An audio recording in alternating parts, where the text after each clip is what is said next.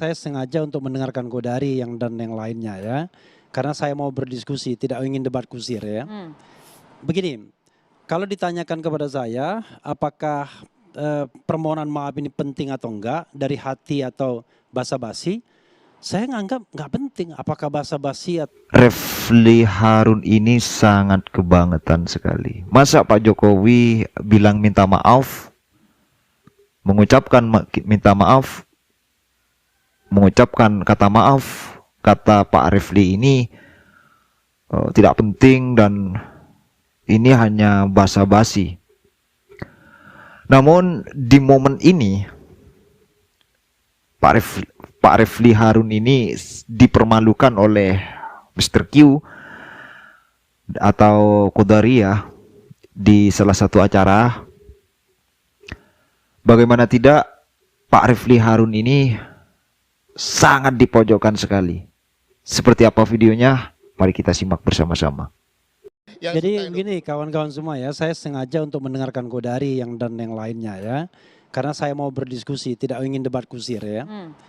Begini, kalau ditanyakan kepada saya apakah permohonan maaf ini penting atau enggak, dari hati atau basa-basi, saya nganggap nggak penting apakah basa-basi atau itu dari hati.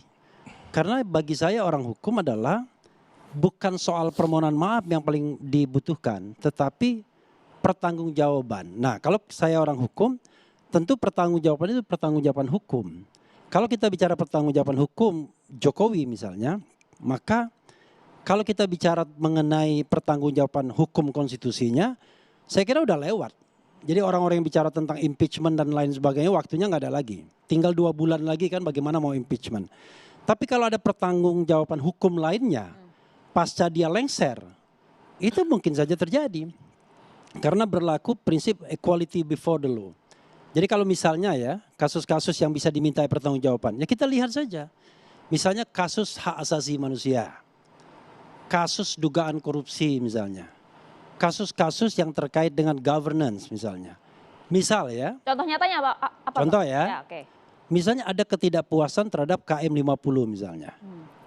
Kalau seandainya di kemudian hari dibuktikan bahwa Jokowi terlibat crime by commission atau crime by omission, baik melakukan maupun membiarkan, maka tidak tertutup kemungkinan untuk dimintai pertanggungjawaban. Yang kedua, kalau laporan dosen dari IKIP sekarang Universitas Negeri Jakarta, itu terbukti bahwa Jokowi dan keluarga melakukan tindak pidana korupsi, bukan tidak mungkin dimintai pertanggungjawaban nantinya di KPK dan lain sebagainya. Kalau misalnya kita kaitkan dengan cawe-cawe di putusan MK kalau terbukti misalnya, bukan tidak mungkin juga dikenai pertanggungjawaban pidana karena sudah melakukan intervensi terhadap pengadilan. Kalau terkait hal-hal misalnya yang paling menohok soal ijazah palsu misalnya yang dipermasalahkan orang, kalau itu misalnya diproses dan kemudian terbukti, itu juga pertanggungjawaban. Karena itu saya mengatakan ya, hari ini kita mungkin euforia karena Jokowi masih berkuasa. Dan saya yakin bahwa 2 bulan mungkin tidak akan ada lagi pertanggungjawaban politik konstitusional. Orang mau ribut impeachment dan lain sebagainya, waktunya tidak ada. Di MK saja mau proses impeachment itu 90 hari alias 3 bulan, ini tinggal 2 bulan lagi, nggak mungkin kan.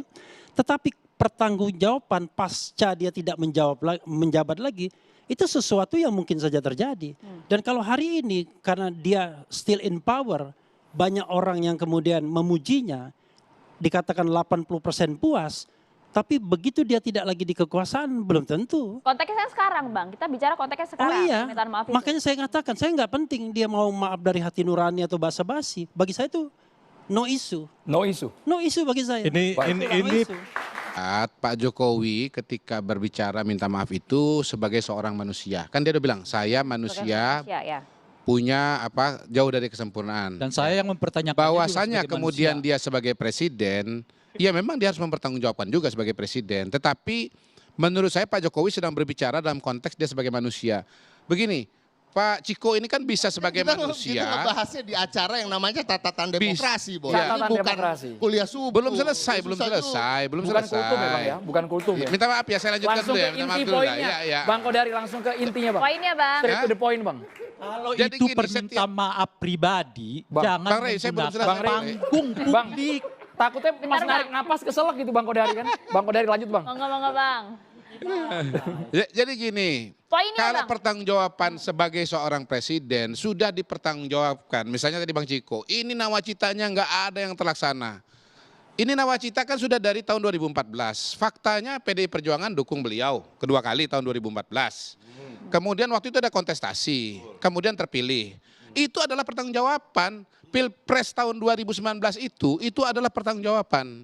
Nah nomor 2, kalau kita bicara ini harus tanggung jawab lagi presiden. Enggak ada, itu kita bicara zaman sebelum Undang-Undang Dasar 45 diubah, di amandemen. Pada waktu itu presiden adalah mandataris MPR. Diangkat oleh MPR, tanggung jawab oleh MPR. Bisa saja di akhir masa jabatannya ditolak. Kayak Bung Karno misalnya, ya kan? Pertanggungjawabannya ditolak kan oleh MPR pada waktu itu kan, gitu. Nah, tapi itu kan Habibie juga. Habibie juga tidak diterima, gitu. Jadi kalau kita bicara sebagai presiden, ada mekanismenya dan pada hari ini mekanisme pertanggungjawabannya apa? Ya beliau sudah melaksanakan masa jabatan, selesai nggak ada. Kalaupun misalnya mau dipanjang-panjang secara politis, terpilihnya Prabowo Gibran adalah bukti bahwa justru rakyat itu puas dengan pertanggungjawaban Pak Oke, Jokowi tidak gitu ada loh. mekanisme Itu. Nah, Bang, ini terakhir. Bang Kodari. Terakhir. Gini. Baru segmen 2 udah terakhir Bang. Saya mencari informasi, Ibu Megawati pernah nggak sebagai presiden minta maaf? Ada yang tahu nggak? Pernah apa nggak? Bang Nah, Ciko. Bang Ciko sebagai PDI pernah Bang nggak? Ciko dijawab apakah Ibu Mega Megawati minta pernah maaf. minta maaf Tapi sesaat nanti ya lagi. Bang ya. Kita harus hanya dicatat. Jawabannya saya simpen. Nah. Dilantik jadi presiden Juli 2021, lalu pada bulan Agustus, ya momentumnya kurang lebih sama lah ya, tanggal 16 pidato kenegaraan menyatakan permintaan maaf kepada rakyat Aceh dan Papua terhadap pelanggaran atau masalah-masalah HAM yang ada, serta berjanji memberantas KKN selama beliau menjadi presiden. Nah pertanyaannya kan begini, apakah KKN setelah beliau selesai masa jabatannya pada tahun 2004, itu selesai, tuntas? Rasanya kan enggak juga kan begitu kan, masalah KKN masih ada gitu. Nah maksud saya begini, bukan soal KPK, mau Boleh pakai bikin mic, KPK, Bang Ciko boleh pakai mic, Bang. KPK, KPC, KPU, KKN atau apapun juga, bukan itu soalnya. Apakah masalah KKN selesai atau tidak? Tuntas kan tidak, ya kan gitu.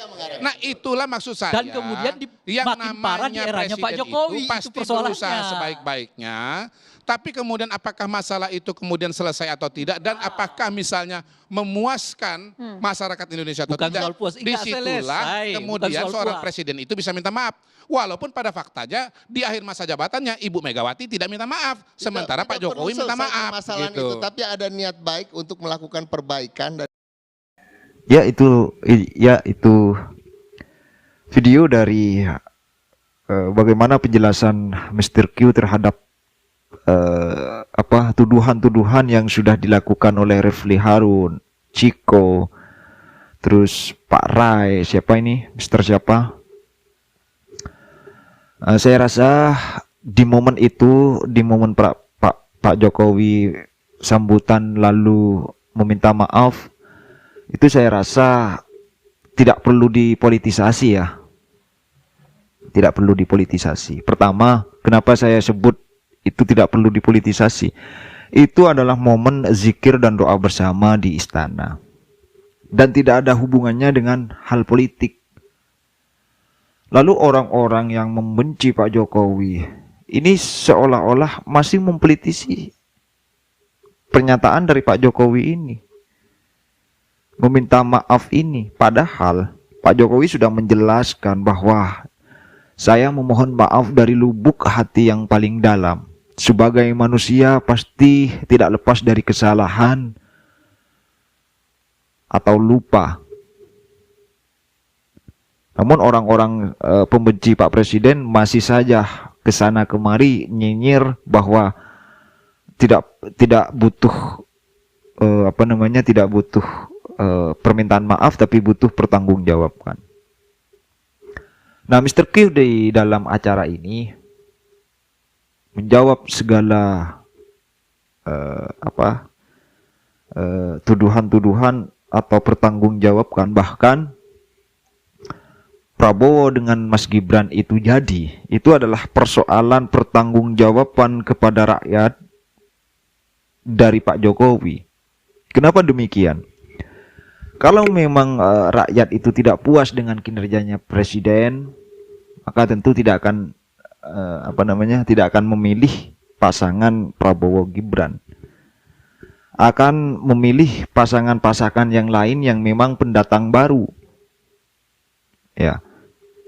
Tapi karena berhubung rakyat, masyarakat Indonesia khususnya, seluruh Indonesia khususnya, ini puas terhadap kinerja presiden. Artinya siapapun yang bersama Jokowi itu akan dipilih oleh rakyat.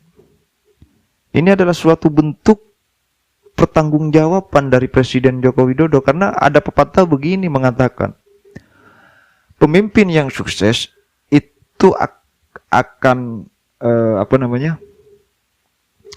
akan ketahuan atau akan terbukti ketika pemimpin selanjutnya itu sukses. Nah, hari ini Pak Jokowi tidak membuang kesempatan itu. Artinya memang Prabowo Gibran ditunjuk oleh presiden, memang itu adalah langkah terbaik untuk Indonesia ke depan. Nah, lagi membahas tentang nawacita, pertanggungjawaban. Apalagi yang mau dipertanggungjawabkan? Nawacita.